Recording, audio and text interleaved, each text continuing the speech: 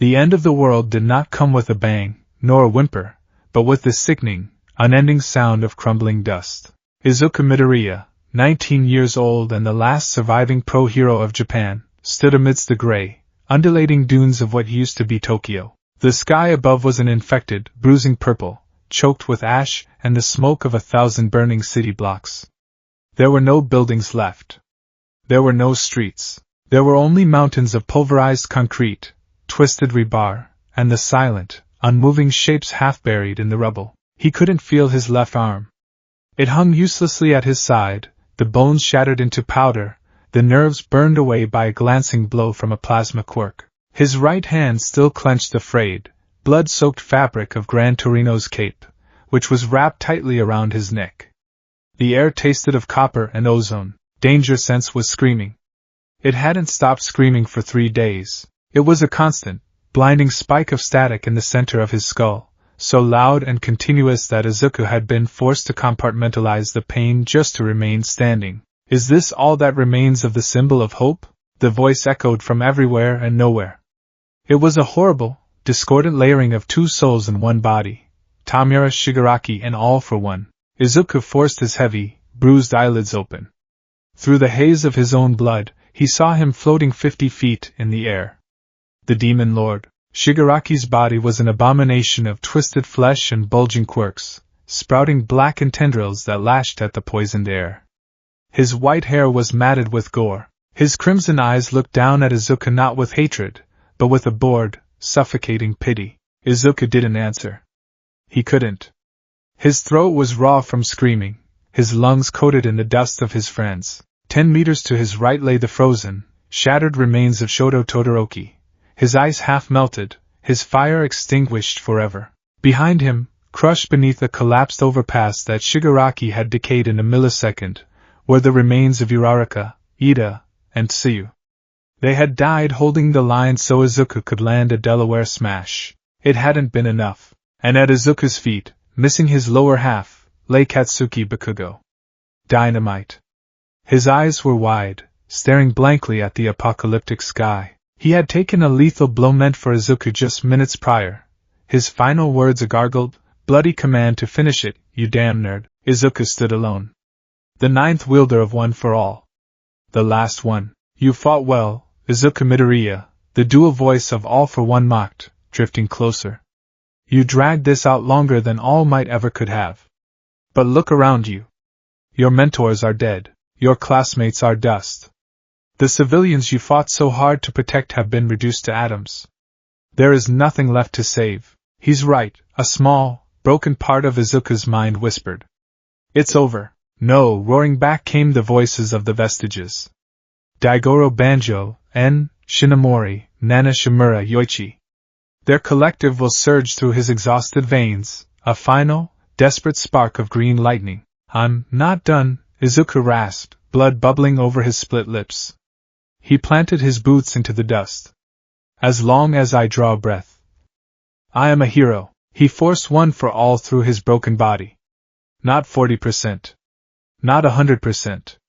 He ignited the very core of the quirk, burning his own life force to fuel the embers. The green lightning shifted, blindingly bright, turning into a pure, incandescent white. "Foolish," Shigaraki sneered, raising a hand. Decay. A wave of gray death erupted from Shigaraki's palm, tearing through the ground, turning the very air into rot. At the exact same moment, Izuku lunged. He activated FA Gene, releasing every ounce of kinetic energy he had stored during the 3-day battle, compounding it with a 1,000,000% Detroit smash. He flew forward like a dying star, bypassing the wave of decay, aiming straight for Shigaraki's heart. But as Izuku closed the distance, a figure warped in behind Shigaraki. A Heian Nomu with a bulbous, glowing brain, possessing a volatile, experimental quirk that All for One had kept in reserve. A spatial distortion quirk. At the same time, Izuku felt something warm in his pocket. A small, glowing horn. Eri. Before she was taken, before she was destroyed, she had severed her own horn, pouring the absolute maximum of her rewind into it, giving it to Izuku as a final trump card. The white light of One for All collided with Shigaraki's chest. The Nomu activated its spatial quirk. The horn in Izuku's pocket detonated with the temporal energy of rewind. 3 unparalleled, reality-bending forces collided at the exact same atomic focal point. Time did not stop, it shattered. Izuku heard a sound like glass grinding against glass. The sky inverted from purple to a blinding, negative white. The sensation of his arm being pulverized vanished, replaced by a horrifying, weightless sensation of being pulled through a straw. The vestiges screamed. Izuku felt his mind being stretched across infinite dimensions, his memories burning, his body dissolving into fundamental particles. He saw the timeline unspooling before him like a reel of film catching fire. He saw Shigaraki's shocked face contort into abstract shapes. He saw the dust of his friends flying backward, reforming into bodies, standing up, walking backward into the past. Izuku! Yoichi's voice cut through the void, panicked and fading. Hold on to the core. Do not let go of the core. Izuku gripped the glowing ember of One for All in the center of his soul with everything he had left. The pressure mounted until it was unbearable, the universe compressing around his skull. He couldn't breathe. He couldn't think. There was only the blinding light, the sensation of falling backward through infinity, and then, a sharp, stinging slap across the back of his head. Midoriya! Midoriya, if you're going to sleep through my homeroom, you might as well go home, Izuku gasped. It was a violent, wretched sound, like a drowning man breaking the surface of the ocean. His eyes snapped open, wide and bloodshot, and he violently pushed himself backward. His chair tipped, sending him crashing onto the hard linoleum floor. He scrambled backward like a cornered animal, his back hitting a wall. He threw his arms up to block the incoming wave of decay, Black Whip instinctively surging to form a barrier. Nothing happened. There was no Black Whip. There was no green lightning. There was no wave of decay. Izuku sat on the floor, his chest heaving, his heart hammering against his ribs like a jackhammer. He squeezed his eyes shut, waiting for the dust, waiting for the burning ozone, waiting for the agonizing scream of danger sense. Silence. Only the sound of 20-something people breathing, and the muffled hum of an air conditioner. Danger sense was entirely, impossibly quiet. It was a silence so profound it was deafening. For a 19-year-old who had lived with a constant siren in his head for the last 3 years, the absence of it felt like a missing limb. Wait. Limbs. Izuku looked down at his hands. They were small. Too small. There were no thick, rope-like scars from his battles with Muscular or Todoroki. His knuckles were smooth, unblemished. His left arm, which had been reduced to powder just seconds ago, was perfectly intact, wrapped in the familiar, scratchy black fabric of a middle school uniform. Aldera Junior High. Izuku stared at the sleeve of his uniform. The brass buttons. The scuffed red sneakers on his feet. The spotless yellow notebook lying on the desk above him. Midoriya? Are you having a seizure or something? Get up off the floor, you're disrupting the class. Izuku slowly raised his head. He was in a classroom. Sunlight, real, golden, unpolluted sunlight, streamed through the large windows to his left. The sky outside was a brilliant, painful blue. No ash. No smoke. Standing at the front of the room was his old homeroom teacher, chalk in hand, looking at him with a mixture of annoyance and disdain. And seated at the desks around him were the faces of children he hadn't seen in half a decade. No, Izuku thought, his breath hitching. No, this is a quirk. An illusion. All for One is playing with my mind. It's a trap. He tried to summon One for All. He reached inward, looking for the roaring ocean of power that usually sat just beneath his skin. It wasn't there. His muscles felt weak, fragile, horrifyingly human. He felt like he was moving underwater. But deep, deep down, in the very recesses of his soul, he felt a faint, flickering warmth. An ember, a tiny, dormant spark that whispered back at him. We are here, ninth. But we are diminished.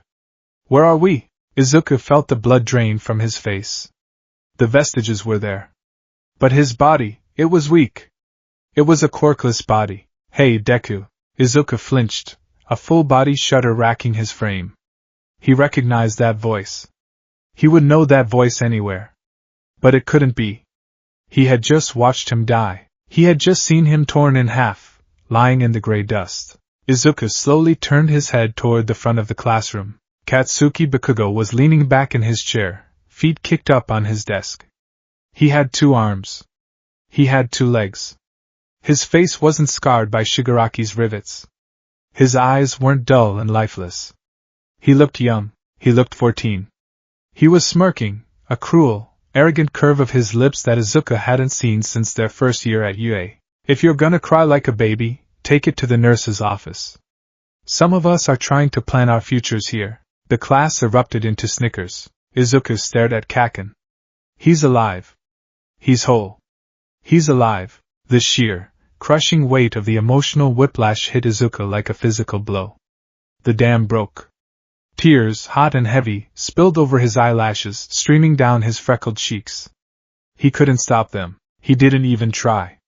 He brought his small, unscarred hands up to his mouth to muffle the ugly, broken sob that tore its way up his throat. "Oh my God, he's actually crying," a random student muttered. "What a freak," another whispered. "Midoriya, that is enough," the teacher snapped, slapping his ruler against the chalkboard. "Get back in your seat immediately." Izuku didn't hear them. He was staring at Bakugo, memorizing the rise and fall of his chest, the arrogant tilt of his chin. The sheer joy of seeing his childhood friend alive warred with the agonizing trauma of the memories still fresh in his mind. He was back. He was somehow, impossibly, back in time. The temporal collision. Ares' horn. The Noma's quirk. One for all. It had slingshot his consciousness back into his 14-year-old body. He was back at the beginning. Before UA. Before All Might gave him the quirk. Before the war. Before the deaths. "I can fix it," Izuku realized, his trembling hands clenching into fists on the floor. "I have the memories. I know every move the League will make. I can save everyone. I can save Mr. Aizawa's leg. I can save Night Eye. I can save Kaken." Izuku took a deep, shuddering breath, forcing the panic attack down into the ironclad box in his mind where he kept his wartime trauma. He wiped his face with the back of his sleeve, the scratchy fabric feeling impossibly real. Slowly, with a terrifying, mechanical calmness that didn't belong on a 14-year-old boy's face, Izuku stood up. He righted his chair without making a sound and sat down. He placed his hands flat on his desk and looked straight ahead. The teacher paused, unnerved by the sudden shift in the boy's demeanor. Midoriya usually stuttered, apologized, and shrunk in on himself. This Midoriya was sitting with the perfect, rigid posture of a soldier at attention.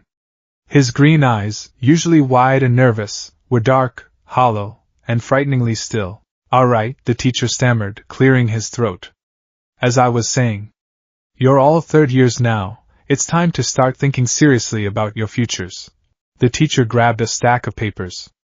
"I'd hand out these future career printouts, but you all pretty much want to be heroes, right?" The class erupted.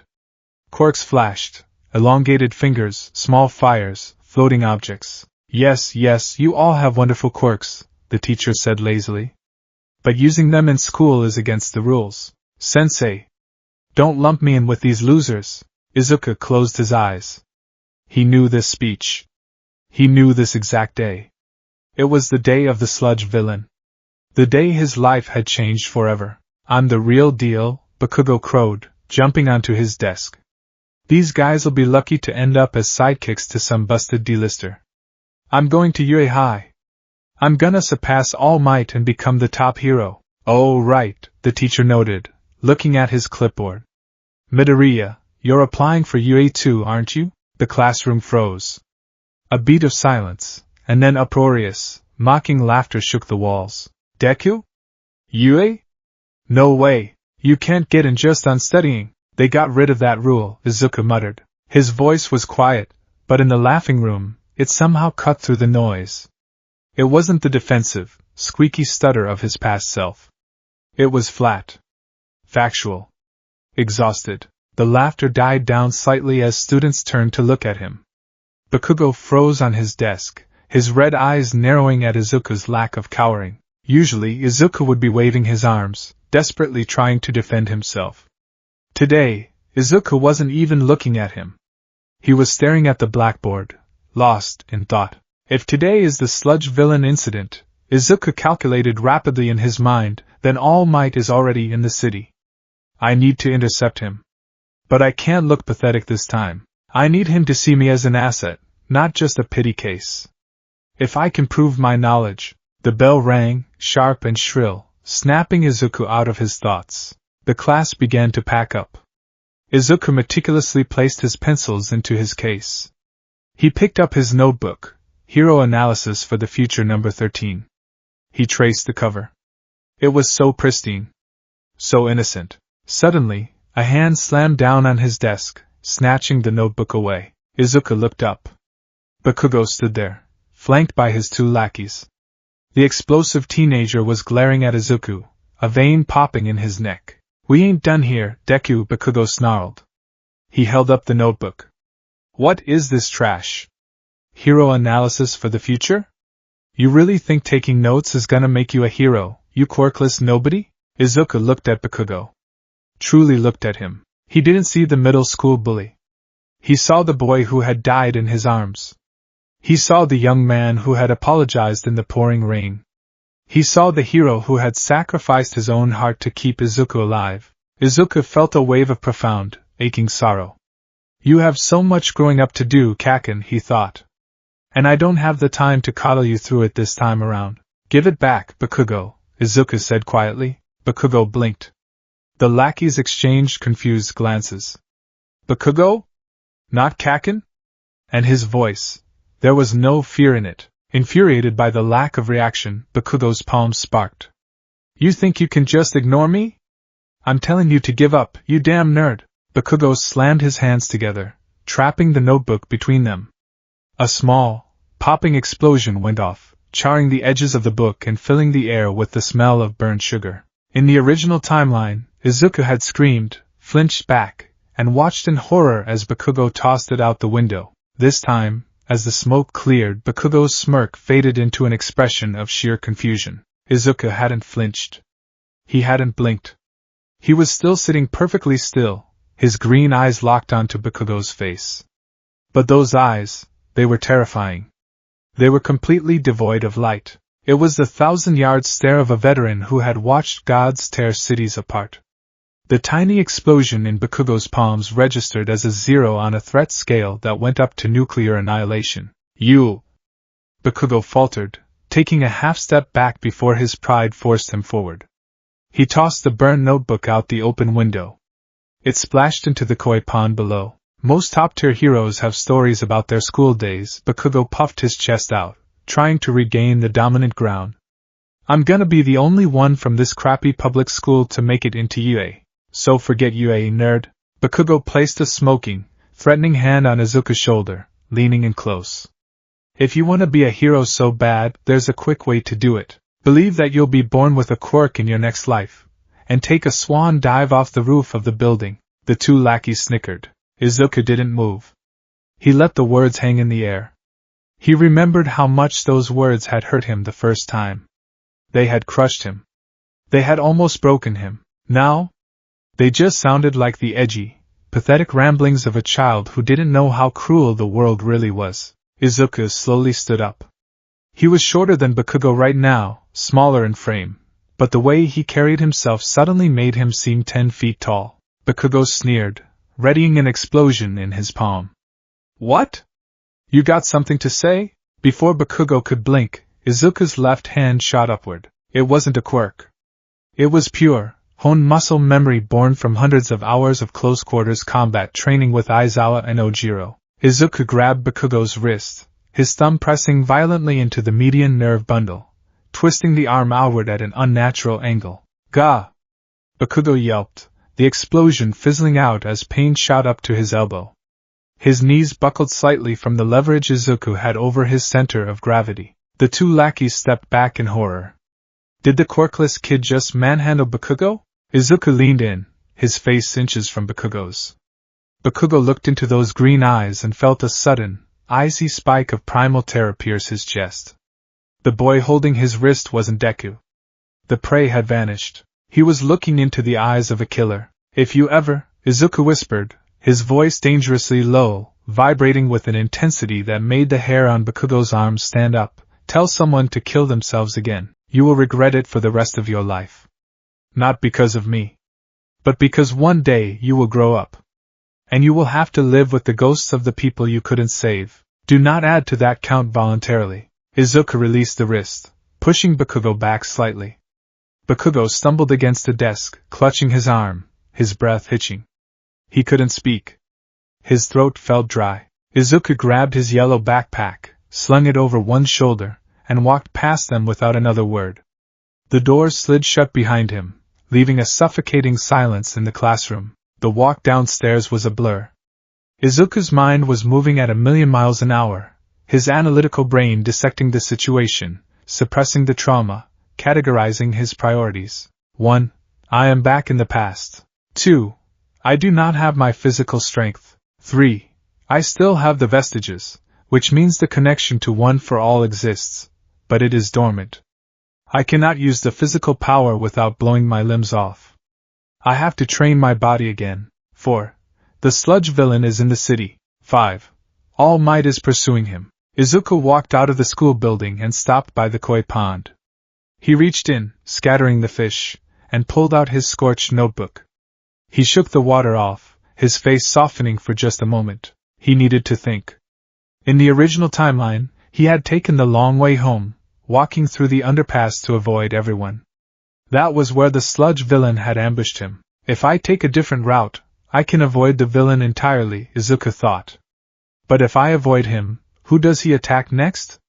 Kaken. The villain captured Kaken because I dropped the bottles when I grabbed All Might's leg. But wait, if I never meet All Might, I never grab his leg. The bottles never drop. Izuku frowned, pacing down the sidewalk. If I take a different route, All Might catches the villain. But then I don't meet All Might. I don't get One for All properly. I don't get his mentorship. I need to meet him today. He stopped at a crossroads. To the left, the busy shopping district. To the right, the abandoned underpass. Izuku took a deep breath. He adjusted his backpack straps. I have to face the villain. I have to let it happen to ensure I meet All Might. But this time, I won't be helpless. He turned right, walking into the cool, dark shade of the tunnel. His footsteps echoed off the concrete. Every instinct, every nerve in his body that had been forged in the crucible of war, screamed at him to be on guard. Even without danger sense, his situational awareness was superhuman. He listened to the dripping water. He felt the slight shift in the air pressure behind him. He heard the sloshing sound before he smelled the sewer. A medium-sized invisibility cloak. A gurgling, wet voice echoed from the grate behind him. Izuku didn't freeze like he had when he was 14. He didn't slowly turn around. The moment the sludge erupted from the manhole, Izuku dropped his center of gravity and lunged forward, rolling out of the immediate splash zone. The sludge villain materialized, a towering mass of putrid, dark green slime with 2 bulbous yellow eyes and jagged teeth. It blinked, surprised that its prey had dodged the initial strike. Fast little brat, aren't you? The villain hissed, lashing out with a thick tentacle of slime. Izuku ducked under the swing, pivoting on his heel. Analyze, his mind commanded. Fluid body. No solid mass except the eyes and the teeth. Blunt force is useless. Piercing attacks to the eyes are the only viable defense without a quirk. Izuku reached into his pocket and pulled out 2 sturdy, metal-barreled pens he kept for note-taking. He clicked them both, the ballpoints exposed. It was pathetic compared to a Detroit smash, but it was all he had. Don't fight it, kid. It'll only hurt for about 45 seconds.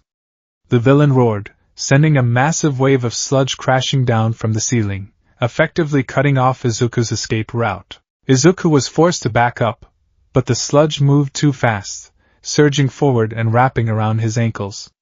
He was yanked off his feet, crashing hard onto the concrete. Before he could recover, the slime surged up his body, wrapping around his arms and pinning them to his sides, slithering up to his neck. Damn it, Izuku cursed mentally. My body is too slow. Too weak. The foul-smelling sludge forced its way into his mouth and up his nose. The sensation of drowning, of liquid filling his lungs, was just as horrifying as he remembered. The panic set in, a primal, animalistic fear of suffocation. But Izuku Midoriya had drowned in much worse things than sludge. He had drowned in despair. He had drowned in the blood of his comrades. He would not die in a sewer to a D-list thug. Instead of flailing wildly like he had in the original timeline, Izuku forced his heart rate to slow down. He conserved oxygen. He didn't try to pull the sludge away from his face. It was a non-Newtonian fluid. Pulling only made it grip tighter. He waited for the villain to bring his eyes closer to gloat. That's it, stop struggling. The villain purred, leaning his hideous face down. Izuku's right arm was pinned, but his wrist was free. With a violent, sudden flick, he threw one of the metal pens like a throwing dart, aiming straight for the villain's right eye. Thwack! Ag! The villain shrieked, reeling back as the pen embedded itself deep into his gelatinous cornea. The grip on Izuku loosened significantly as the villain thrashed in agony. Izuku ripped his head free, taking a massive, desperate gasp of air. He coughed up slime, immediately twisting his body to break the hold on his legs. He didn't run. He couldn't outrun the slime in this enclosed space. He needed to buy exactly 5 more seconds. He knew who was coming. The manhole cover clattered loudly. "Fear not, kid!" A voice boomed through the tunnel, shaking the very concrete beneath Izuku's feet. It was a voice that Izuku hadn't heard in years. A voice that had been silenced in the war, reduced to a frail, broken man who had died defending him. But right now, that voice belonged to the undisputed, undefeated one hero in the world. A massive silhouette filled the entrance of the tunnel, radiating a golden, triumphant aura. "Because I am here." All Might stepped forward. He didn't look like the emaciated skeleton Izuku had known. He was in his muscle form, towering at 7 feet, his blue eyes glowing with righteous fury, his golden hair standing tall. The sludge villain panicked, ripping the pen from his eye. "All Might? How did you?" He lashed out at the hero, but All Might was already moving. He crossed the distance in a fraction of a second, pulling his fist back. The air pressure in the tunnel condensed, creating a vacuum that pulled the loose debris off the ground. "Texas!" All Might roared. Izuku dropped to the ground, covering his ears and bracing himself. Smash! The punch didn't connect with the villain. It didn't need to. The sheer, apocalyptic wind pressure generated by All Might's fist tore through the tunnel like a localized hurricane. The shockwave hit the sludge villain, atomizing his fluid body, blowing the slime into thousands of tiny droplets that splattered against the walls. The wind howled, blowing Izuku's hair back, tearing the breath from his lungs. It was beautiful. It was terrifying. It was absolute power. Then, the wind died down.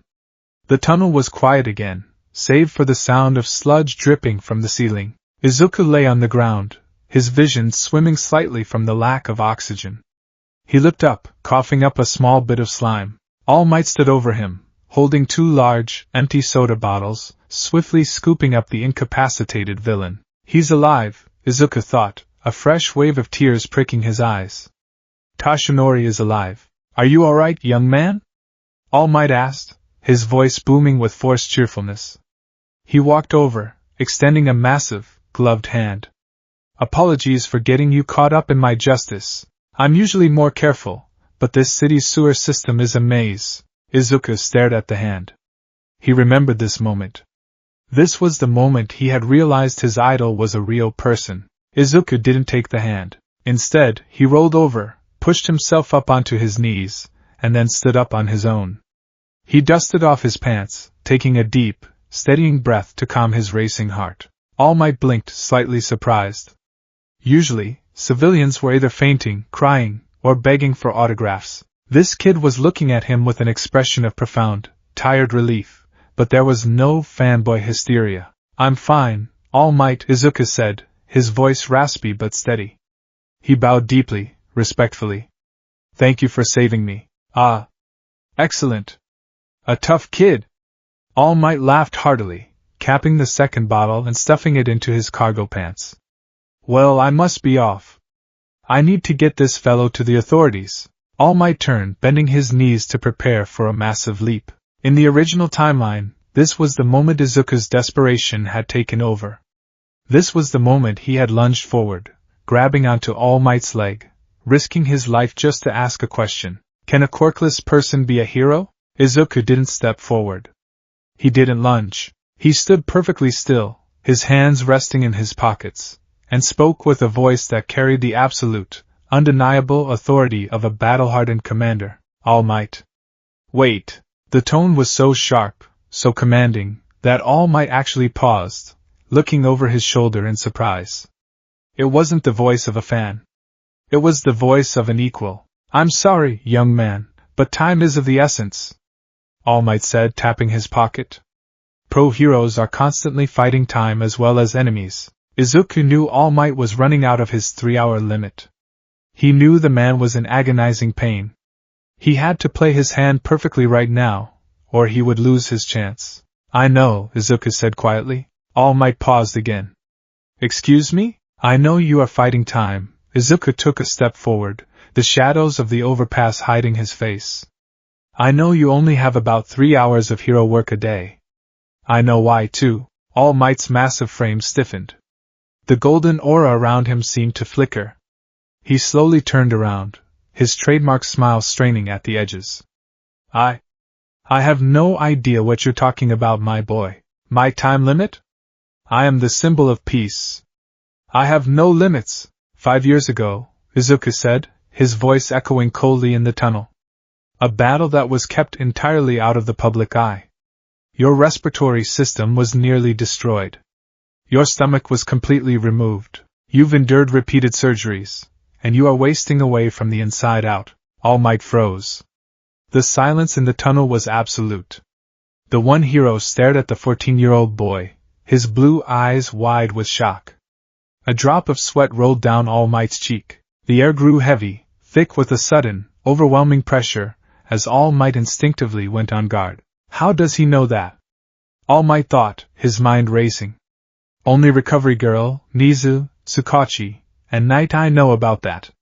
Is this kid a villain? A spy? Who are you? All Might asked, his booming voice dropping an octave, becoming dangerous and serious. You told the world it was Toxic Chainsaw, Izuku continued, ignoring the question, his eyes locking onto All Might's.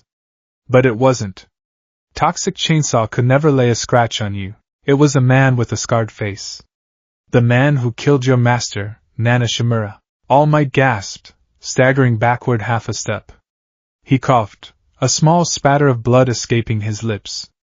In a puff of steam, his muscle form deflated, leaving behind the skeletal, gaunt form of Toshinori Yagi. Toshinori wiped the blood from his chin, staring at Izuku with a mixture of terror and disbelief. You know about Nana, Toshinori whispered, his eyes hollow.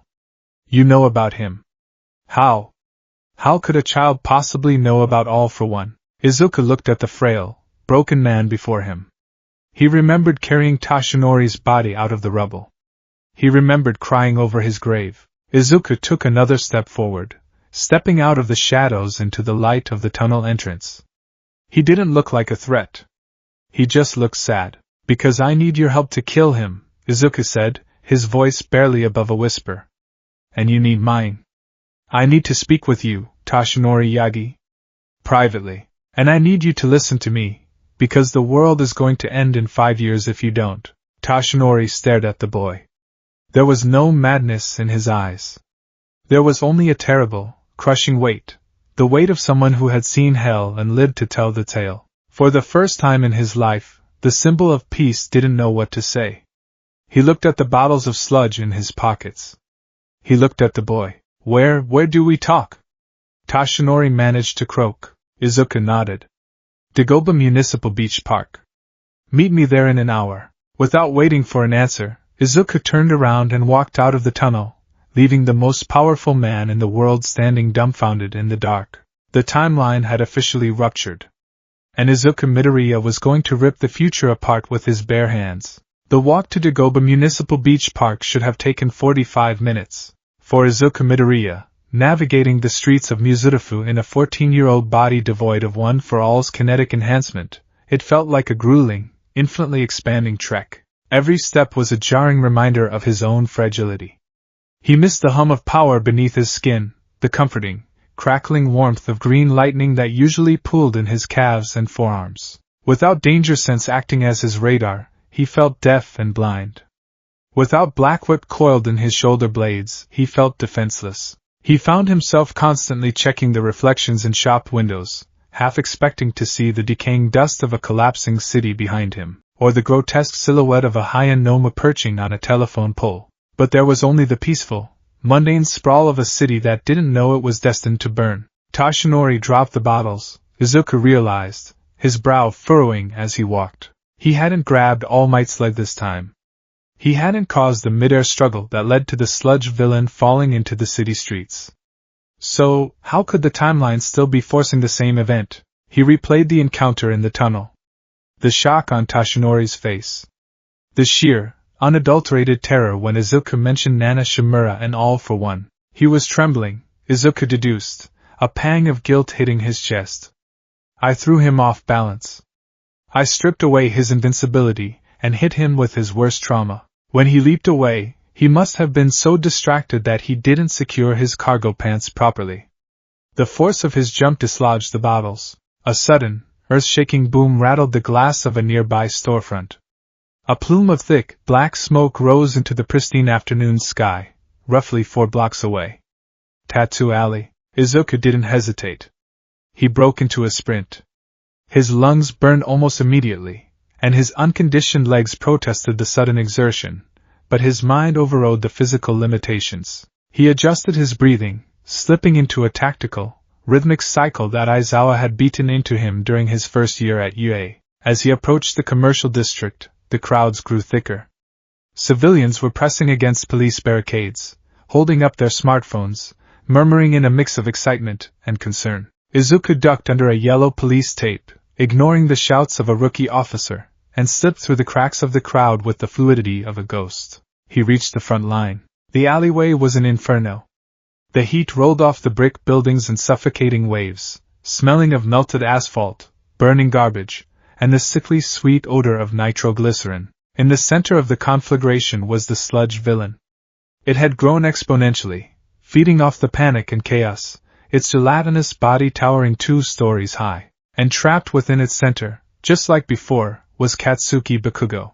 Bakugo was thrashing violently, his face purple from lack of oxygen, his eyes wide with a terrifying, uncharacteristic panic. His hands were free, and he was detonating explosion after explosion, but it was useless. He was just fueling the fires around them, creating a barrier of heat that kept the heroes at bay. Izuku's eyes scanned the perimeter. It took him less than a second to process the tactical layout. Death Arms was lifting a piece of rubble, completely ineffective against a fluid enemy. Kamui Woods was hanging back, his woodquark a massive liability in a roaring fire. Empty Lady was stuck outside the two-lane street, complaining that she didn't have room to expand. Backdraft was focused entirely on keeping the fires from spreading to the adjacent buildings, ignoring the hostage completely. They're waiting, Izuku realized, a cold, clinical anger replacing his adrenaline. They're waiting for someone with a suitable quirk. They're treating this like a hostage negotiation when it's an active murder in progress. In the original timeline, this was the moment Izuku's legs had moved on their own. He had run in blindly, throwing his backpack, fueled by nothing but raw emotion and the sight of his childhood friend crying for help. It was a reckless, suicidal charge that had forced All Might to push past his permanent limits to save them both. Not this time. Izuku Midoriya was not a helpless middle schooler. He was a veteran of the Paranormal Liberation War. He had fought gods, demons, and monsters. A sludge quirk was a trivial puzzle. He didn't run. He stalked. Izuku stepped back from the crowd, his eyes darting to a collapsed construction scaffolding near the edge of the alley. He moved swiftly, silently, grabbing a 3-foot length of severed, jagged steel rebar. He tested the weight in his hand. It was heavy, but balanced. Next, he scooped up a handful of loose, powdery cement dust from a torn construction bag, stuffing it into his left pocket. He didn't shout. He didn't draw attention to himself. He simply vanished into the billowing smoke. "Hey! Kid, get back here!" Death Arms bellowed, finally spotting the green hair darting into the fire. "Are you insane?" Izuku ignored him. He used the smoke as cover, staying low to the ground where the oxygen was cleaner. The temperature was excruciating, singeing the edges of his uniform, but he blocked out the pain. He kept his eyes fixed on the sludge villain. The villain's body is a non-Newtonian fluid, Izuku analyzed rapidly. Under sudden, extreme stress, it hardens. Bakugo's explosions are causing the sludge to momentarily solidify around him, trapping him tighter. The villain's only vital organs are the eyes and the mouth. I blinded the right eye in the sewer. The left eye is the only target. Izuku emerged from the smoke directly beside the villain, completely undetected. I've got the perfect body. The villain cackled, tightening its grip on Bakugo. Just stop fighting, kid. You'll be a great meat suit. Izuku didn't throw his backpack. He reached into his left pocket, pulled out the handful of fine cement dust, and threw it in a wide arc directly into the villain's remaining good eye. Ack! What the? The villain shrieked. The dust clung to the moisture of the sludge, instantly blinding the creature. The villain thrashed, its concentration breaking. Step 1 complete, Izuku thought, his face an emotionless mask. With the villain blinded and momentarily disoriented, Izuku moved to step 2. He didn't attack the sludge. He didn't try to pull Bakugo out by the arms. That would only tear the boy's shoulders out of their sockets. Instead, Izuku slid right into the villain's guard, beneath the flailing tentacles of slime. He raised the jagged steel rebar, holding it like a javelin. He didn't aim for the villain. He aimed for the space right below Bakugo's ribs, where the sludge was thickest, acting as an anchor. Izuku thrust the rebar forward, piercing the sludge. He didn't stab Bakugo. He drove the steel bar behind Bakugo's back, creating a rigid lever between the boy and the villain's gelatinous mass. Using his own body weight, Izuku pulled down on the rebar with all his might, using it as a fulcrum. Physics did the rest. The hardened steel displaced the fluid sludge, prying the viscous material away from Bakugo's torso in one violent, mechanical motion. The vacuum seal broke with a loud, wet schluck. Bakugo gasped, his mouth suddenly free of the slime. Grab the bar, Izuku ordered. The voice wasn't a squeak. It was a harsh, commanding bark that cut through the roaring flames. Bakugo, half-conscious and running on pure instinct, grabbed the steel rebar.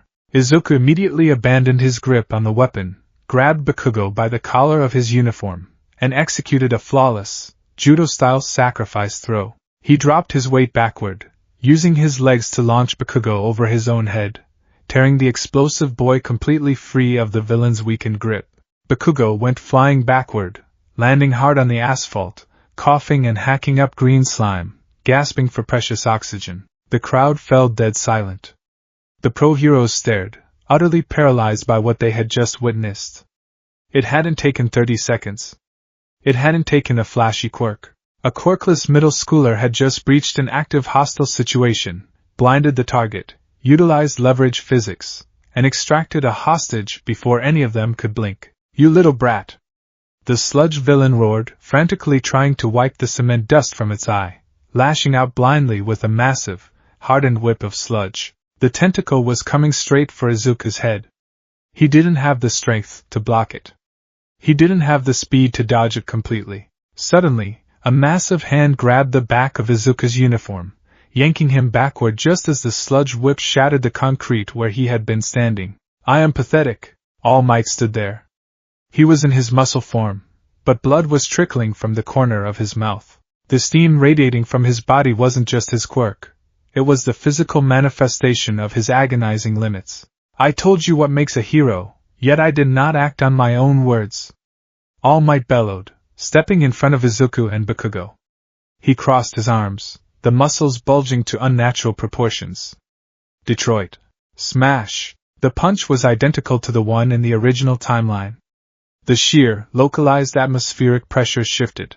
A localized tornado ripped through the alleyway, extinguishing the fires instantly, atomizing the sludge villain, and sending a spiraling column of wind into the sky that actually dispersed the clouds. It started to rain. Izuku sat on the wet pavement, breathing heavily, watching the raindrops sizzle against the hot asphalt. He didn't look at All Might. He looked at Bakugo, who was on his hands and knees, violently coughing, staring at Izuku with wide, bloodshot eyes. You! Bakugo rasped, his voice tearing. What did you? Izuku stood up, dusting off his soot-stained pants. He didn't offer Bakugo a hand. Bakugo would hate that. Instead, Izuku looked down at him with an expression of quiet, exhausted relief. Breathe, Kaken, Izuku said softly. It's over. Before Bakugo could respond, the pro-heroes swarmed them. What were you thinking, kid? Death Arms yelled, marching up to Izuku, his face red with anger and embarrassment. You could have gotten yourself killed. That was incredibly reckless. Leave the hero work to the professionals. Kamui Woods nodded in agreement. You only made the situation more dangerous. If you hadn't gotten lucky. Lucky? The word cut through the rain like a razor blade. Izuku turned to face the pro-heroes. The temperature in the alleyway seemed to drop 10 degrees. The 14-year-old boy looked up at the towering adults, and there was absolutely zero respect in his eyes. Only a cold, clinical disappointment. Lucky? Izuku repeated, his voice dangerously even. Is that what you call it? Death Arms frowned, taken aback by the sheer lack of intimidation on the boy's face. Watch your tone, kid. You're a civilian, and you are a failure, Izuku stated flatly. The crowd gasped. Bakugo stopped coughing, staring at Deku as if the boy had sprouted a second head. Excuse me?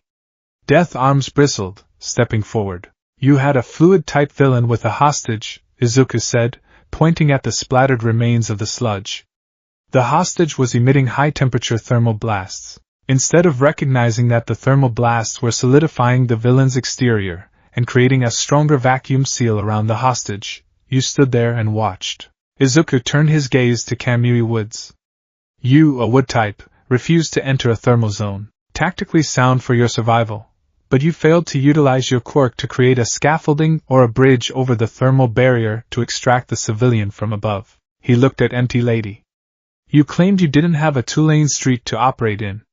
You have a gigantification quirk. You could have shrunk down, entered the alleyway, grabbed the hostage, and expanded only your hand to shatter the villain's molecular cohesion from the inside out.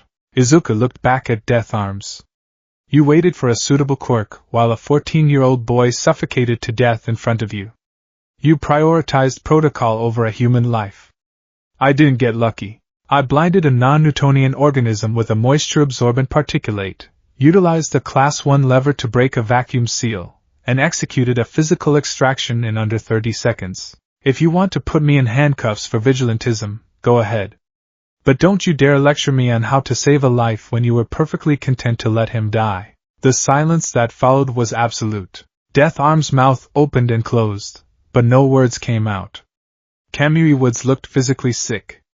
Empty Lady looked away, her cheeks burning red with shame. The rookie police officer's writing reports stopped mid-sentence. Bakugo stared at Izuku, his mind completely short-circuiting.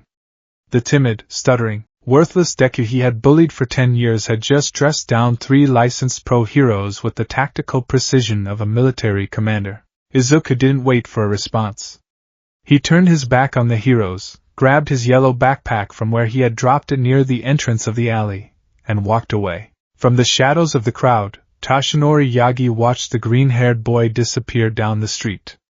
The one hero gripped the fabric over his missing stomach, his heart pounding in his chest. He wasn't reckless, Toshinori realized, a profound sense of awe washing over him.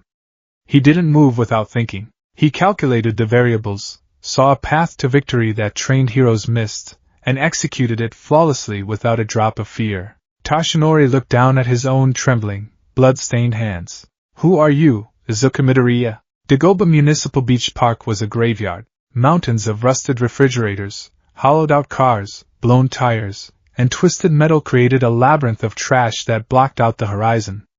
The smell of salt, rust, and rotting seaweed was potent. The sun was beginning to set, casting long, bloody, orange shadows across the refuse.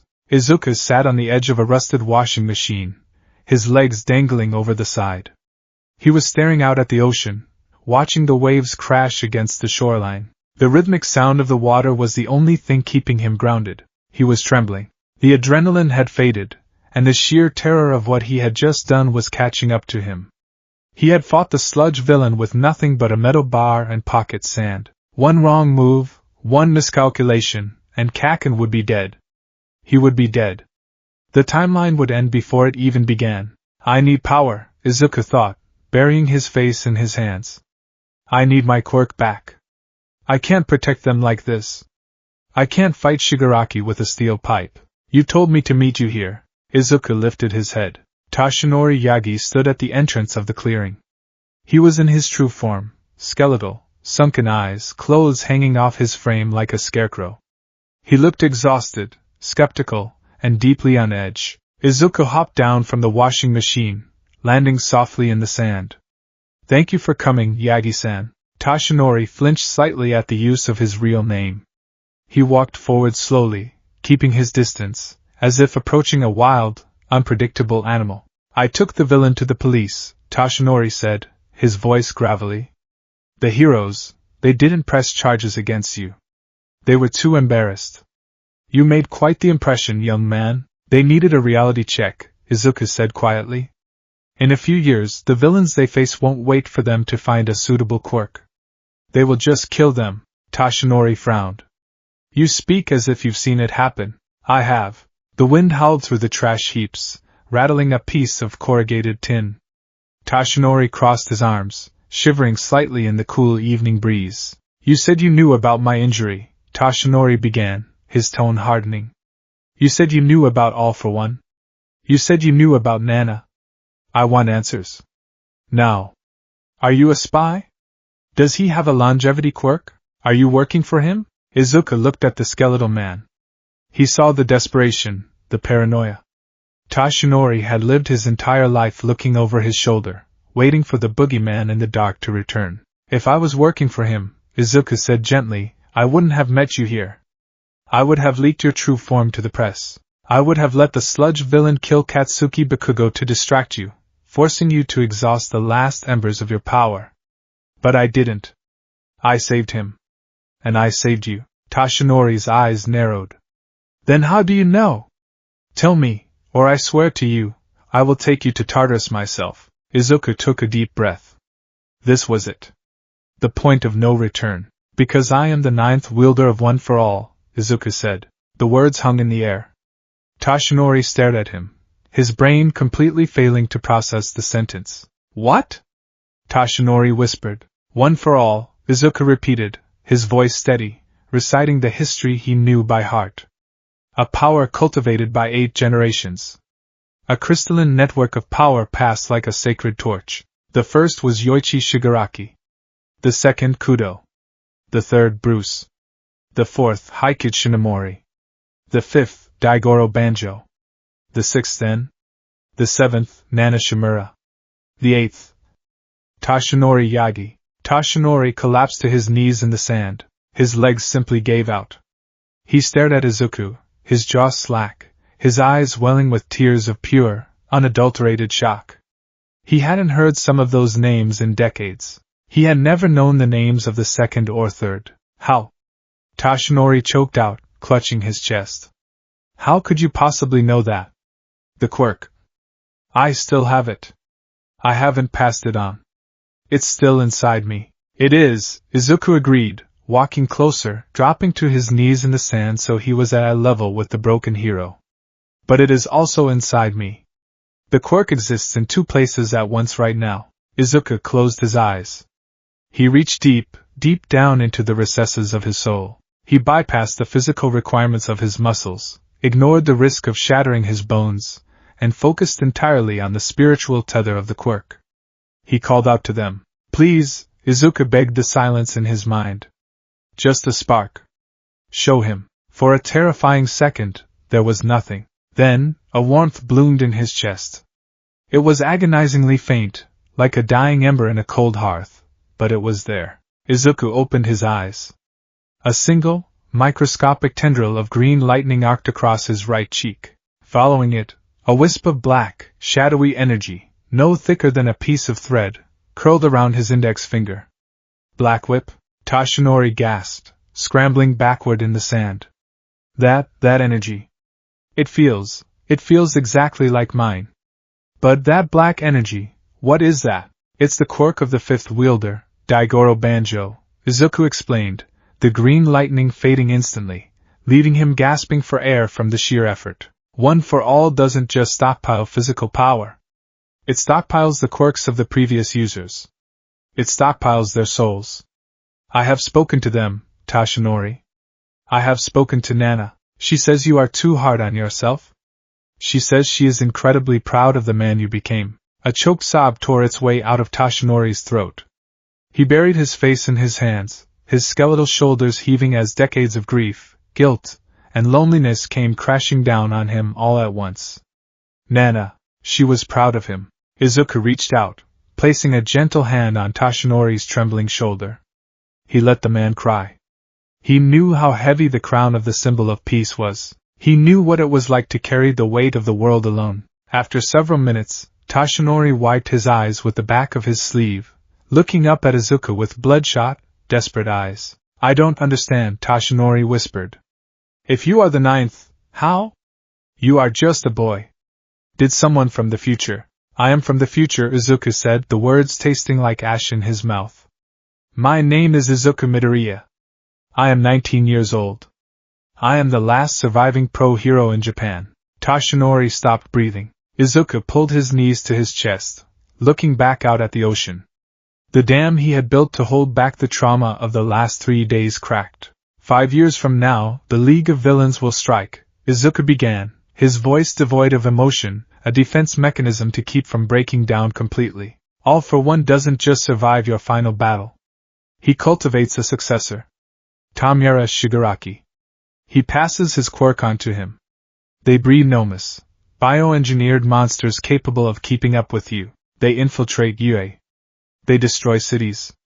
They fracture society. Tashinori listened in horrified silence, every word striking him like a physical blow. We fought a war, Izuku continued, his eyes glazing over, seeing the purple sky of his nightmares. Sir Nightai dies. Gran Torino is crippled. Aizawa is maimed. Millions of civilians are killed. The heroes, they fall one by one. I fought Shigaraki in the ruins of Tokyo. He wiped out my entire class. He killed Katsuki Bakugo right in front of me. Tashinori let out a ragged breath. Oh God!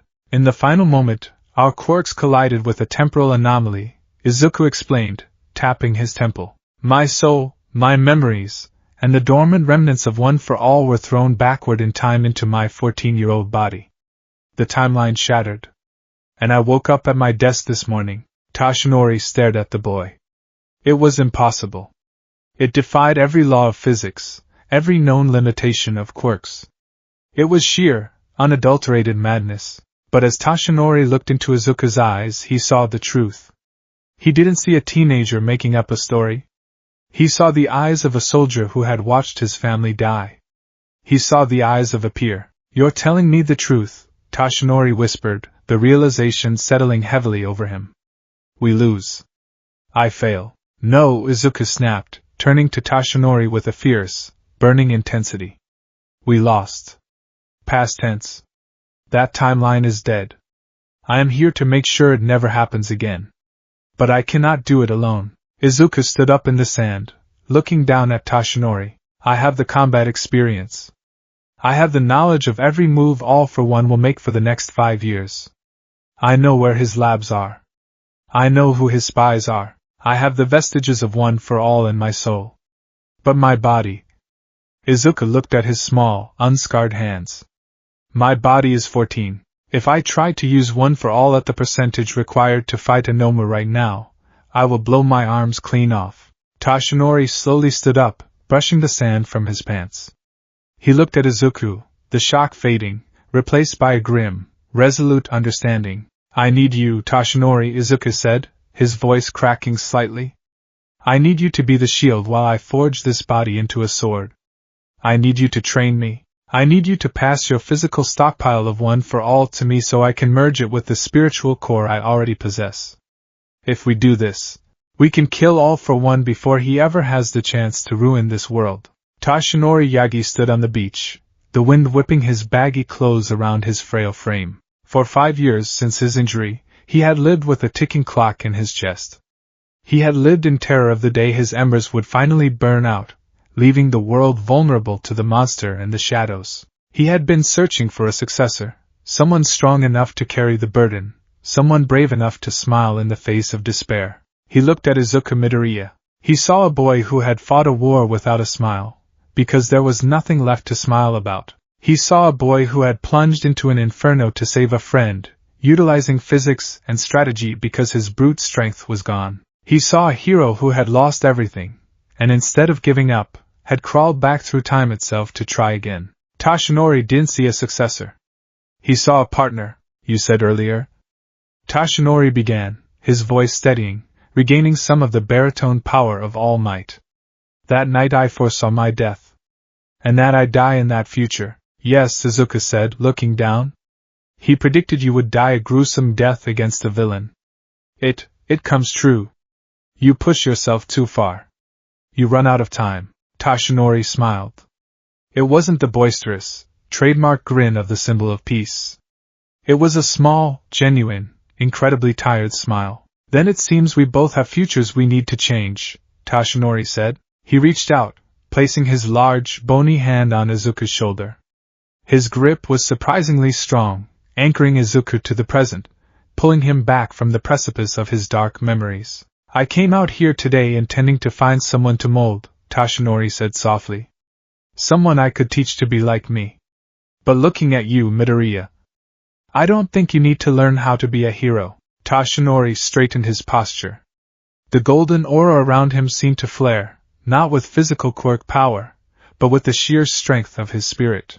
I believe you, Toshinori said, his blue eyes burning with absolute conviction. I believe every word you've said. And I accept your proposal. I will not just be your mentor, I will be your sword until yours is sharp enough. I will be your shield until your armor is forged. We will hunt this demon together. Izuku stared at him.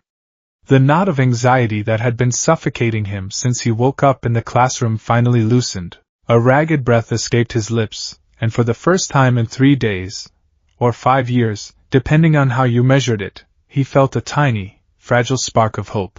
Thank you, Izuku whispered, tears pricking his eyes again, though he furiously blinked them away. Now, Toshinori said, rubbing his chin thoughtfully, looking out at the massive mountains of trash covering the beach. You said you need to condition your body. If you are to inherit the physical stockpile of my one for all without exploding, you need a vessel capable of handling it. How did you train in your timeline? Izuku looked out at the trash. A small, nostalgic smile ghosted across his lips. You told me to clean this beach, Izuku said. You gave me 10 months. I hauled every refrigerator, every tire, every piece of scrap metal out of here by hand. Toshinori raised an eyebrow, looking at the sheer scale of the dump.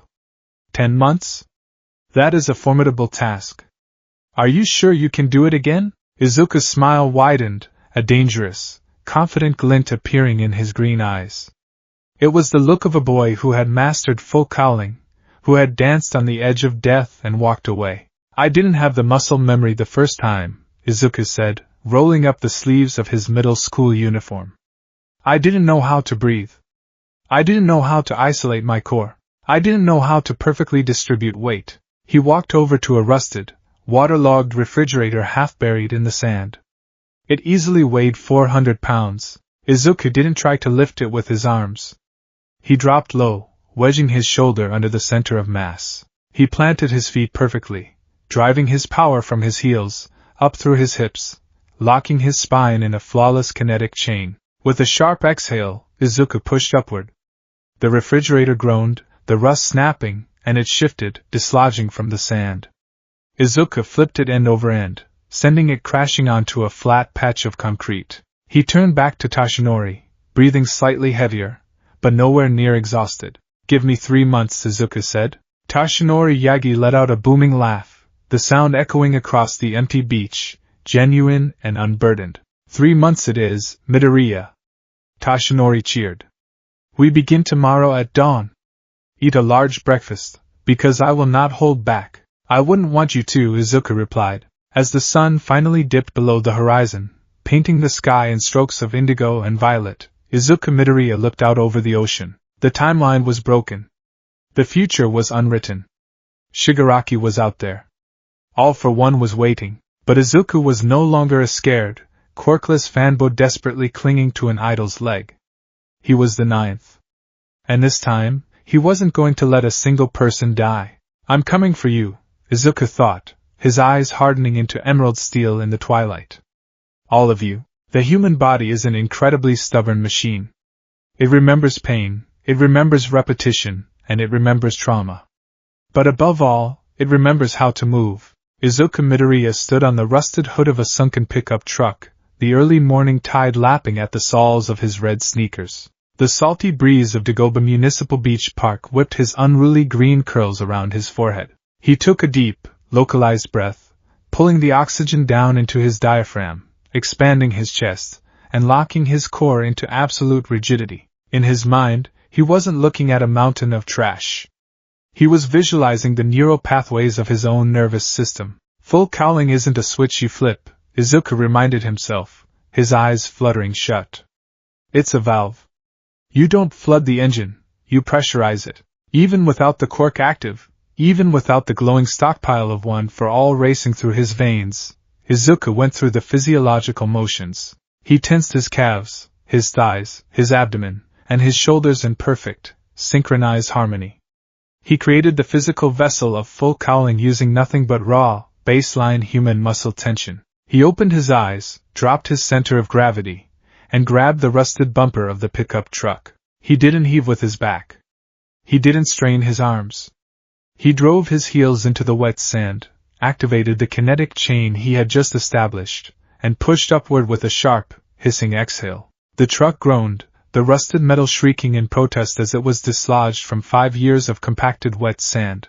Izuku lifted the front end, pivoted on his right heel, and tipped the vehicle over, rolling it end over end toward the staging area where a massive pile of scrap metal was waiting to be hauled away. From the concrete promenade above, Toshinori Yagi watched, a steaming cup of black coffee halfway to his mouth, completely forgotten. It had been 4 weeks since they began training. 1 month. In the original timeline, a month of training had barely yielded a small clearing near the water's edge. Izuku had been clumsy, constantly exhausting himself, crying from the sheer physical agony of moving trash. This Izuku was a machine. He didn't run around aimlessly.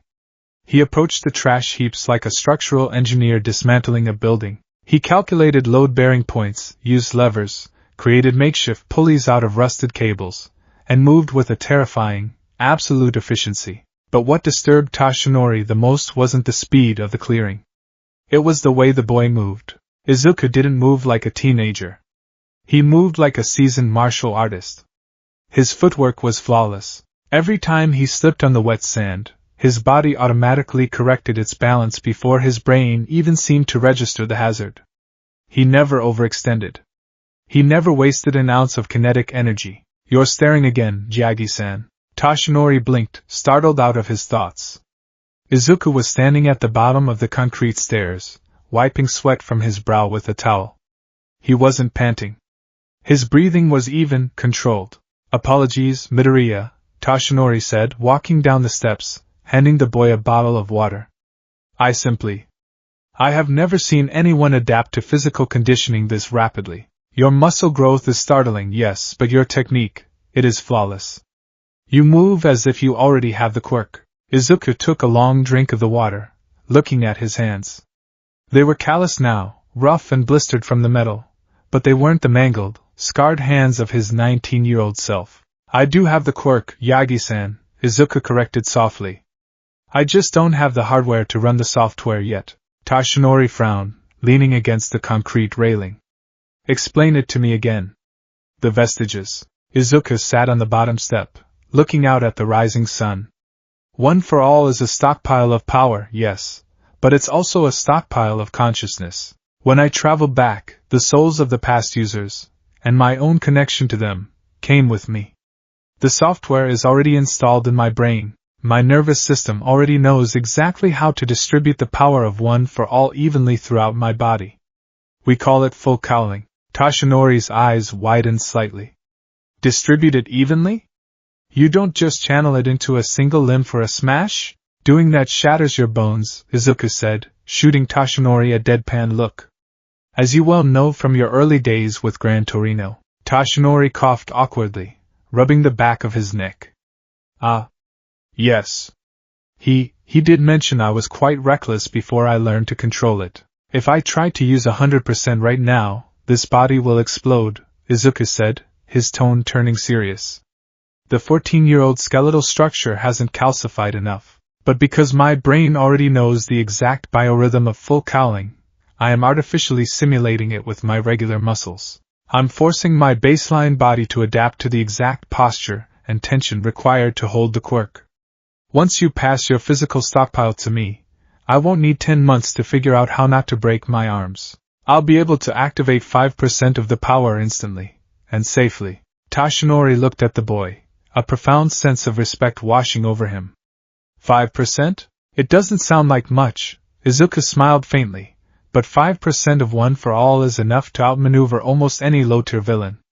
And it will be enough to pass the UA entrance exam without destroying myself. You have it all planned out, Tashinori murmured. I have to, Izuku said, his smile fading, his green eyes darkening with the ghosts of the future. Because while we are moving trash on a beach, All for One is building an army. Tashinori's posture stiffened at the mention of the name. Even after a month, the reality that his mortal enemy was not only alive, but actively plotting, was a heavy weight on his missing stomach. Which brings us to our afternoon appointment, Tashinori said, checking his watch. Are you absolutely certain about this, Midoriya? Bringing Tsukachi into this, it is a massive risk. If word leaks, it won't leak, Izuku interrupted. Detective Tsukachi is one of the few men on this planet you can trust with your life. I trusted him with mine. His quirk, True Form, acts as a polygraph. If we want the police to mobilize against the League of Villains' early infrastructure without exposing my identity as a time traveler to the entire government, Tsukachi is the only bottleneck we can use. Izuku stood up, tossing the towel over his shoulder. I've cleared Sector 4, Izuku reported, gesturing to the newly opened stretch of pristine white sand. I'll go home, shower, and change. Meet you at the precinct at noon. I'll have a secure room booked. Tashinori nodded. He watched Izuku grab his backpack and jog away, his stride perfectly balanced. Tashinori looked back at the beach. In 4 weeks, Izuku had cleared an amount of trash that should have taken a construction crew 3 months. He is a boy carrying the weight of a god, Tashinori thought. And he carries it without a single complaint. Muzutafa Police Station Precinct 3 was a bustling hive of activity, but the interrogation room in the basement was dead silent. Detective Naomasa Tsukachi sat across a metal table, a manila folder closed in front of him.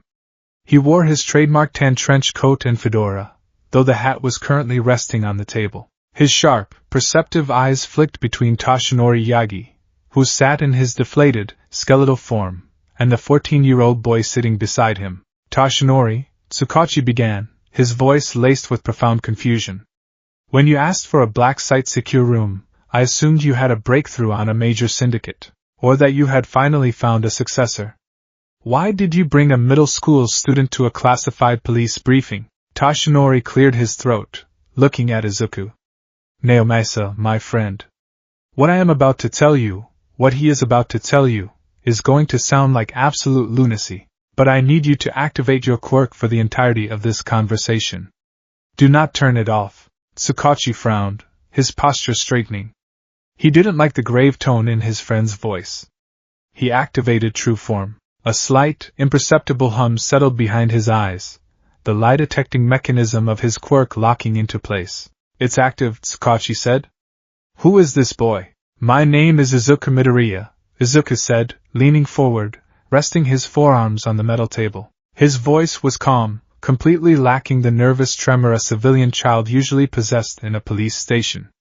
I am Tashinori Yagi's successor. I am the 9th wielder of One for All. Tsukachi blinked. He waited for his quirk to flag the statement as a lie. It didn't. True. You found a successor? Tsukachi looked at Tashinori in shock. Tashinori, he's a child. You can't just hand off a classified, world-ending quirk to a... I didn't give it to him yet, Tashinori interrupted quietly. Tsukachi paused. His quirk processed Tashinori's statement. True. Wait, Tsukachi rubbed his temples. If you haven't given it to him, how is he the 9th wielder?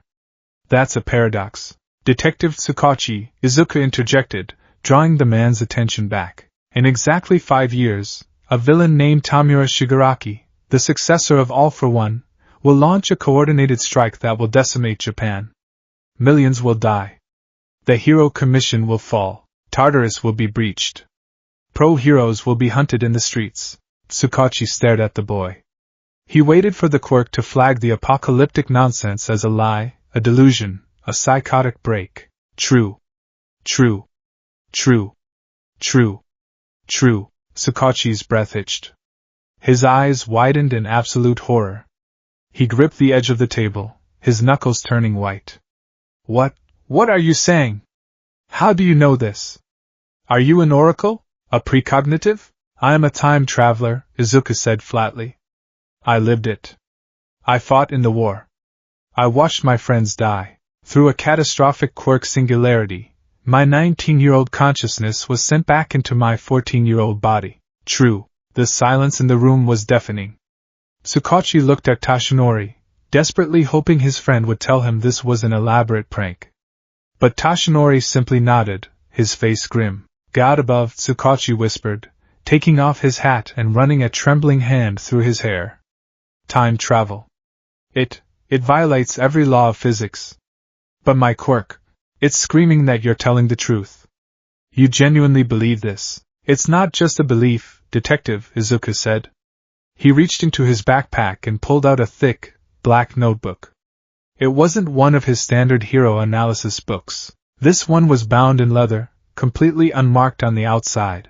He slid it across the table. If we wait until Yui starts, it will be too late, Izuku said, his voice dropping into a tactical, clinical cadence. All for One is currently recuperating in a hidden facility, relying on life support systems engineered by a man named Kyudai Garaki. Garaki poses as a legitimate doctor, but he operates a network of clandestine laboratories hidden beneath supposedly legitimate hospitals and orphanages. Tsukachi opened the notebook. His eyes scanned the pages. It was filled with blueprints, addresses, names of shell corporations, and detailed anatomical sketches of grotesque, multi-quirked monsters. What are these? Tsukachi asked, pointing at the sketches, feeling a cold sweat break out on his neck. Nomu, Izuku said, the word tasting like venom. Bioengineered supersoldiers made from the corpses of kidnapped civilians and minor heroes. Garaki stuffs them with multiple quirks. They are mindless, and they are designed specifically to kill All Might. True. Tsukachi felt physically sick. Page 4, Izuku instructed. That is the address of a warehouse in Kamino Ward. It's a low-level front. Currently, it houses a few low-tier villains and serves as a smuggling hub for Trigger, a quirk-enhancing drug. Do not hit the main hospitals yet. If you go after Garaki directly, All for One will sense the net closing and he will scatter his forces into the shadows. We will never find them. You want us to prune the branches before we cut the trunk, Tsukachi realized, looking at the boy with a mix of awe and terror. Exactly, Izuku nodded. Raid the Kamino warehouse. Confiscate their funds, arrest the smugglers, but make it look like a routine bust by the narcotics division. Bleed All for One's resources slowly. Make him think he's just having a run of bad luck with the police. Keep the pro-heroes out of it for now. The League monitors hero frequencies. Tsukachi closed the notebook, pulling it toward his chest like a shield. He looked at Izuku Midoriya. He saw a child's face, but behind the green eyes, he saw a tired, battle-scarred general giving orders to his troops. Midoriya, Tsukachi said softly. You carry a terrible burden. Izuku's expression softened for a fraction of a second, a flicker of profound sorrow crossing his features before it was locked away again. It's lighter than a coffin, Detective. Please verify the intel. Once you see I'm right, we can begin dismantling them. Tsukachi stood up. He didn't ask any more questions. He didn't need to.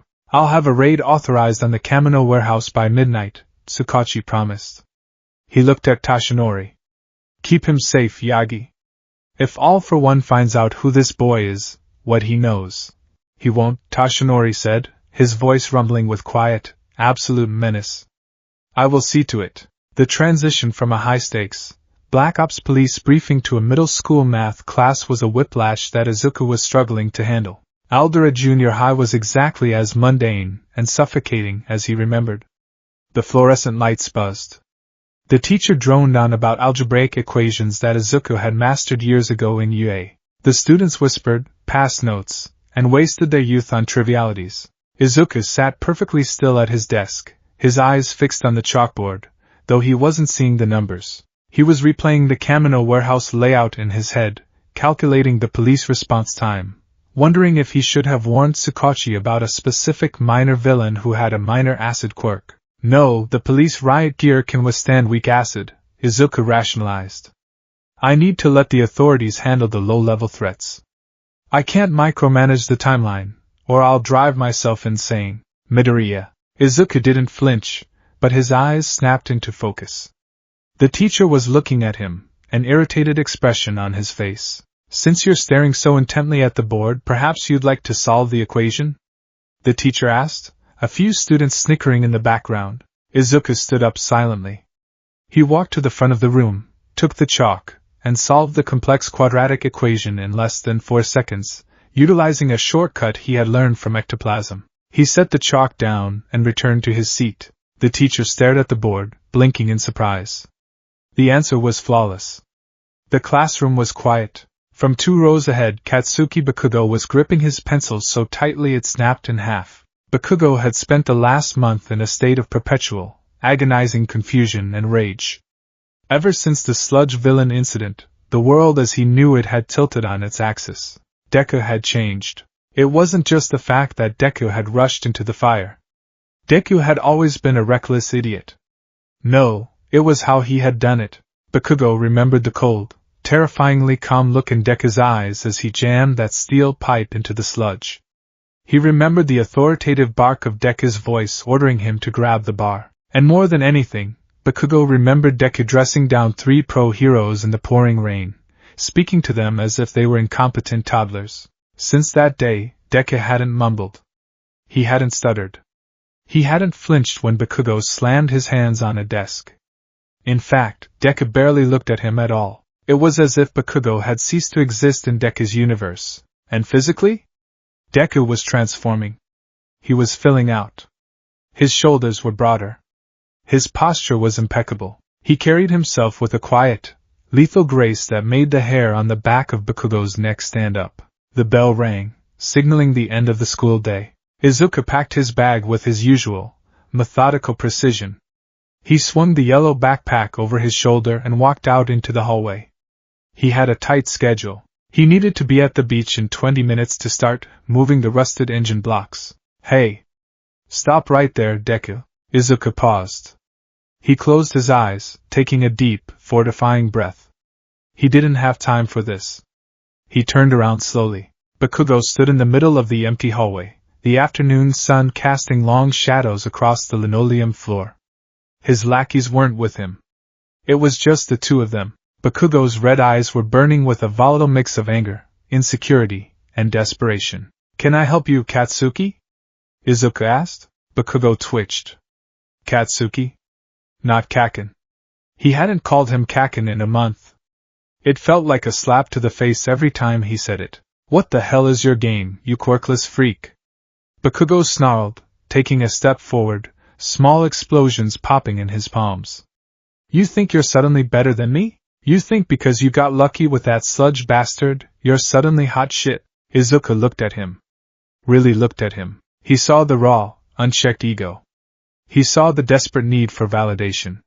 He saw the teenage boy who hadn't yet been humbled by Yue, by the League, by the absolute horror of a real war. In the original timeline, Izuku would have cowered. He would have tried to explain himself. Later he would have fought back, matching Bakugo's anger with his own determination. But 19-year-old Izuku Midoriya was exhausted. He had watched this boy die. He had mourned him. He had carried his explosive gauntlets into battle to honor his memory. Dealing with the 14-year-old bully version of Katsuki Bakugo felt incredibly, deeply tedious. I don't have a game, Katsuki, Izuku said, his voice remarkably gentle, yet entirely devoid of warmth. I'm just going home. Don't give me that crap! Bakugo yelled, lunging forward. He threw a right hook, aiming not to hit, but to intimidate, a small explosion sparking on his knuckles. Izuku didn't even blink. He didn't use a quirk. He didn't need to. As Bakugo's fist closed the distance, Izuku simply pivoted his lead foot, slipping precisely 2 inches to the left. The explosion went off uselessly in the empty space beside Izuku's ear. Before Bakugo could recover his momentum, Izuku's hand shot out. He grabbed the strap of Bakugo's own backpack, utilizing the momentum of Bakugo's missed punch, and pulled downward while sweeping his right leg behind Bakugo's knees. It was a fundamental apprehension technique Eraserhead had taught him for subduing aggressive civilians without harming them. Bakugo hit the linoleum floor hard, flat on his back, the breath knocked out of his lungs in a sharp whoosh. Izuku stood over him, holding the backpack strap, keeping Bakugo pinned to the floor with minimal effort. Bakugo stared up at him, his red eyes wide with absolute shock. He hadn't even seen Deku move. 1 second he was swinging, the next he was on his back, completely immobilized. "Let go of me!" Bakugo roared, thrashing, trying to ignite sparks in his palms, but Izuku shifted his weight perfectly, pressing his knee lightly into a pressure point on Bakugo's shoulder that sent a numbing shock down his arm. "Katsuki?" "Stop," Izuku said. The voice was cold, echoing with the authority of a pro-hero commanding a volatile civilian. Bakugo froze, breathing heavily, his chest heaving. He looked up at Deku, waiting for the smug smile, the gloating, the triumph. But there was no triumph on Izuku's face. There was only pity. "I am not competing with you," Izuku said softly, looking down at the boy who used to be his entire world. "I don't care about being better than you. I don't care about your ego, or your pride, or your delusions of grandeur. The world is much, much bigger than this middle school, Katsuki. And it is incredibly cruel." Izuku released the strap and stepped back, offering Bakugo space to stand. "You have an amazing quirk," Izuku continued, his voice echoing in the empty hallway. "You have the potential to be a brilliant hero. But right now, you are acting like a child throwing a tantrum because the universe isn't revolving around you. I don't have the time or the energy to indulge you anymore. Grow up." Izuku turned his back on the explosive teenager and walked away down the hall. Bakugo lay on the cold floor, his shoulder throbbing, his mind utterly blank. He watched Deku's retreating back until he turned the corner. For the first time in Katsuki Bakugo's life, he didn't feel anger. He felt incredibly, terrifyingly small. 2 months later, the wind blowing off the ocean was cold, carrying the crisp chill of approaching autumn. Toshinori Yagi stood on the promenade, holding a thermos of tea. He looked down at Dagoba Municipal Beach Park. It was empty. Not just cleared. Pristine. The mountains of rusted refrigerators, the hollowed-out cars, the rotting tires, all of it was gone. The white sand stretched out beautifully, reflecting the orange light of the setting sun. The waves crashed softly against the shore, unhindered by garbage for the first time in a decade. Standing at the water's edge, shirtless, his torso gleaming with sweat, was Izuku Midoriya. In 3 months, the boy's physique had undergone a metamorphosis. He wasn't overly bulky. He retained the lean, compact build necessary for high-speed acrobatics. But his musculature was defined, cut from stone. The physical conditioning, combined with his perfect execution of isometric tension exercises, had forged his 14-year-old body into a highly tuned weapon. Izuku let out a long breath, dropping his arms to his sides. He turned around and looked up at Toshinori. He didn't need to shout. The silence of the clean beach carried his nod perfectly. Toshinori walked down the concrete steps, stepping onto the soft sand. He felt a profound sense of pride swelling in his chest, mingled with a solemn weight. Today was the day. "You did it, Midoriya," Toshinori said, stopping a few feet away. "In 3 months. It's a miracle. It's just physics and sweat, Yagi-san." Izuku smiled, wiping his face with a towel and pulling on a simple white t-shirt. "But the vessel is ready. I can feel it. My bone density has increased, my muscle fibers are conditioned for rapid expansion. I'm ready to receive the physical stockpile." Toshinori nodded slowly. He reached up and grasped a lock of his golden hair. He didn't smile his boisterous all-might smile. This was a sacred moment. He plucked the hair and held it out between his fingers. "One for all," Toshinori said, his voice deep and resonant. "It is a quirk that requires the recipient to swallow the DNA of the predecessor. It is not glamorous. It is a harsh, demanding power. Once you take this, there is no going back." The target on my back becomes yours. Izuku looked at the golden hair. He remembered eating it the first time. He remembered the desperate hope, the fear of failure, the agonizing pain of his limbs exploding the first time he used it. He felt none of that now. He only felt a calm, absolute resolve. He reached out and took the hair from Tashinori's hand. I've been carrying the target for a long time, Tashinori, Izuku said softly. Without hesitation, Izuku placed the hair in his mouth and swallowed it dry. For a long moment, nothing happened. The waves crashed. A seagull cried in the distance. It usually takes a few hours for the DNA to digest and merge with your system, Tashinori began to explain, scratching his cheek. You probably won't feel anything until, Izuku gasped. His hands flew to his chest, gripping the fabric of his shirt. He collapsed to his knees in the sand, his eyes rolling back into his head. Midoriya! Tashinori yelled, lunging forward, dropping to his knees beside the boy in panic. What's wrong? Are you having an adverse reaction? Izuku couldn't hear him. His consciousness was violently ripped from the beach, pulled inward at blinding speed. He was plunging into the dark, starry abyss of the vestige realm, but it wasn't quiet. It was roaring. In the center of the void, the dormant, flickering ember of Izuku's future one for all, the spiritual tether he had carried back through time, was suddenly bombarded by a massive, blinding hurricane of golden energy. It was the physical stockpile from the present timeline. The two forces collided. Ninth, the voice of Daigoro Banjo boomed through the void, echoing with shock and exhilaration. Izuku saw the thrones of the previous users materializing out of the darkness. They had been shadowy, faint figures for the last 3 months, lacking the energy to fully manifest. But as Tashinori's physical stockpile crashed into Izuku's soul, the vestiges ignited like supernovas. Nana Shimura materialized, her cape billowing, a massive smile on her face, and emerged from a cloud of purple smoke. Shinomori, Bruce, Kudo, and sitting in the center, Yoichi Shigaraki, his white hair glowing with a blinding brilliance. The loop is closed, Yoichi said, his voice echoing in Izuku's mind, soothing and infinitely powerful. The power of the present has merged with the wisdom of the future. The stockpile is whole. We are awake, Izuku. Show them. Izuku opened his eyes. Tashinori stumbled backward in the sand, throwing his arms up to shield his face. An explosion of wind erupted from Izuku's body, kicking up a massive cloud of white sand. The air around him crackled with a sound like ripping canvas. Izuku stood up slowly. He wasn't glowing with a faint, uncontrollable aura. He was a conductor. Brilliant, violent arcs of green lightning surged from his core, branching out across his arms, his legs, his face. Red veins of power illuminated beneath his skin, perfectly stabilized. The sheer, crackling pressure in the air made the hair on Tashinori's arms stand up. Midoriya. Tashinori breathed, his eyes wide with absolute awe. Izuku looked at his hands. He clenched them into fists. The green lightning surged, singing a familiar, glorious song of raw power. He didn't feel pain. He felt complete. 5%, Izuku whispered. He didn't wind up. He simply bent his knees and jumped. Boom! The sand beneath him exploded into a crater.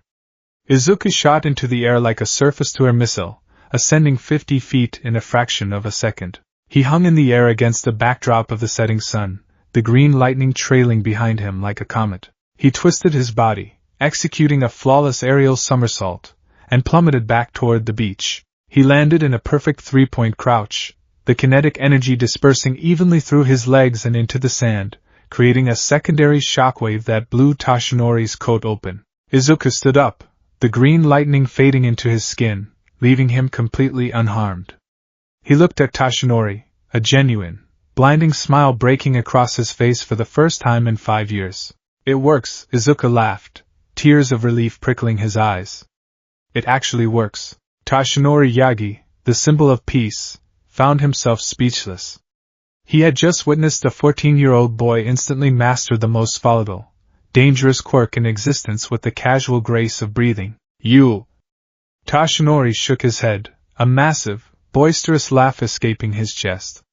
You are truly terrifying, young man.